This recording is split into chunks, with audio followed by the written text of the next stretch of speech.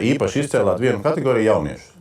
Nu tad noprecizējam, kādi ir jūsu dati, ko šitie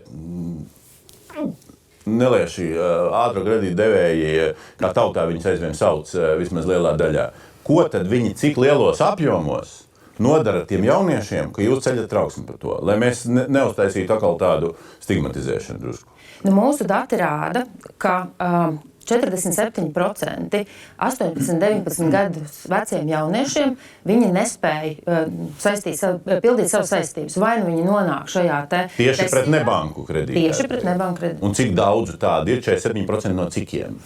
Katrs otrais varbūt katrs otrais no 10, un varbūt no 110. 47% no kā? No visiem, kas ir paņēmuši patēriņu kredītu. Jā, bet jautājums, vai viņi masveidā tur?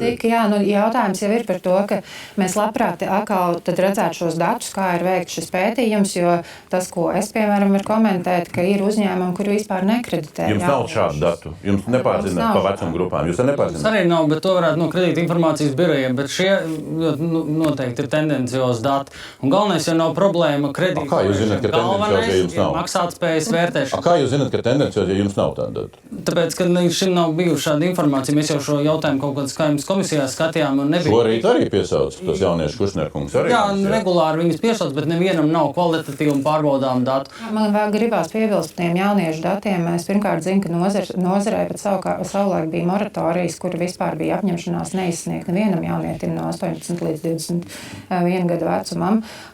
Šobrīd tas moratorijas pats par sevi vairs nav, bet es zinu, ka kredītdevēji paši nevērtē jauniešus kā ļoti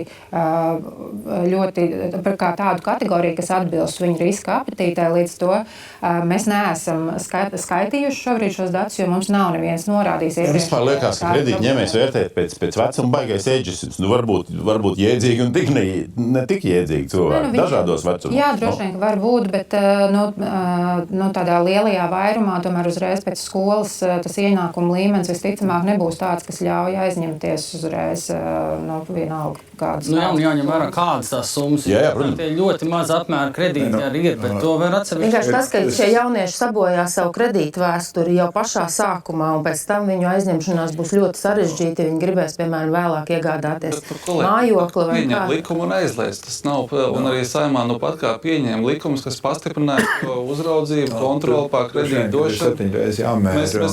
Tas nav par uzraudzību.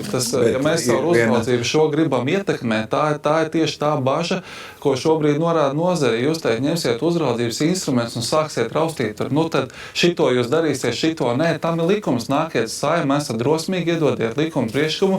No 21 gada nekādu kredītu nebūs, kamēr nebūs 21. Tas gan izklausās pēc diskriminācijas. Bet ne jau tur šitādā veidā.